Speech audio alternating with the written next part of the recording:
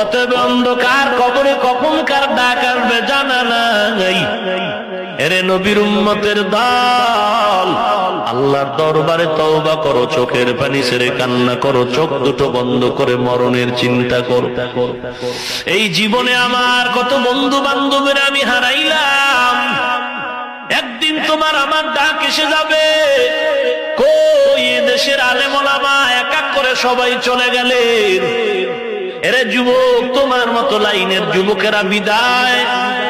আজকে কেউ কবর পর্যন্ত খবর নেয় না। অতএব আল্লাহর কাছে তওবা করো হে মালিক, দুনিয়া কিছুই না।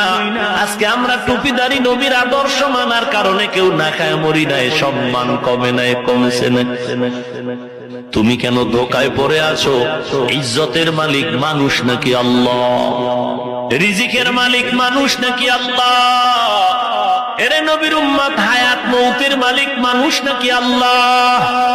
ও অতএব ধনী বানানের মালিক মানুষ না আল্লাহ?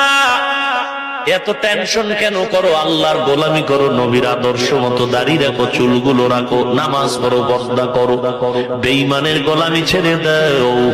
তোমার নেতায় যদি বলে বাদ দাও, মাও যদি বলে নবীর তরিকা মানা যাবে না, ওই মাকে আর মা বলিয়া মহব্বত করা যাবে না।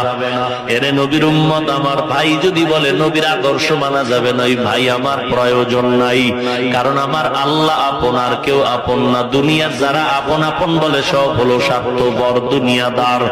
অতএব বান্দা সব ছেড়ে দাও, আল্লাহর মহব্বতের রশিটা মালা গলায় লাগাও। তোমার মতো কত যুবক এসে বারবার চোখের পানি ছেড়ে কান্না করে, দোয়া চাই, হুজুর দোয়া করেন, দাড়িটা লম্বা করেছি, নামাজ পড়া শুরু করেছি।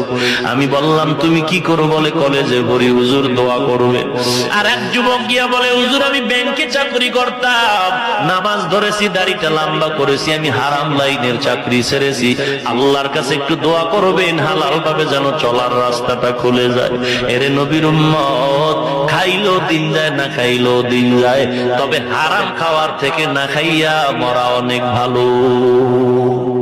আল্লাহর দরবারে তওবা করো মালিক,